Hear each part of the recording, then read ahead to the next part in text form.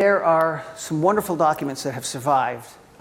These are the factor's accounts for the factor. The king's factor was essentially his business manager, and they kept a very detailed record of money owed, money in, money out, that sort of thing. So one of the things they kept track of was customs and imports and exports. And so this shows that in 1512, these San Cristobal was the name of the vessel. And he's importing, this first record doesn't have details, but just says vacas y otras cosas. And he's bringing them into San Germán.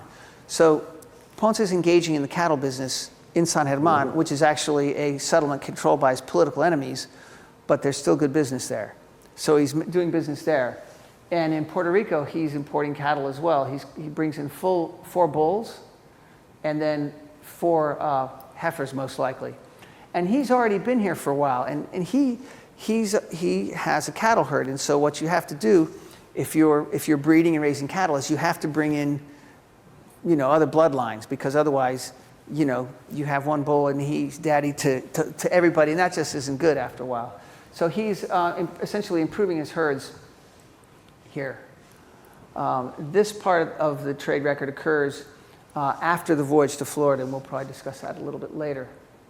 He also occasionally had things that were unloaded for him from some of these ships by some of the men who were his associates and worked for him. In this case, a horse was unloaded. And actually, there's this wonderful reference in these records to the vaquero of Juan Ponce de León, this guy named Alonso González Molano. A vaquero, of course, is the American translation is cowboy, but a vaquero was somebody who was the herdsman. He ran the cattle herds. This is probably the earliest reference to vaqueros in the New World that has come to my attention anyway. Ponce also owned ships, and these he owned the Santiago and the Santa Maria de Consolación.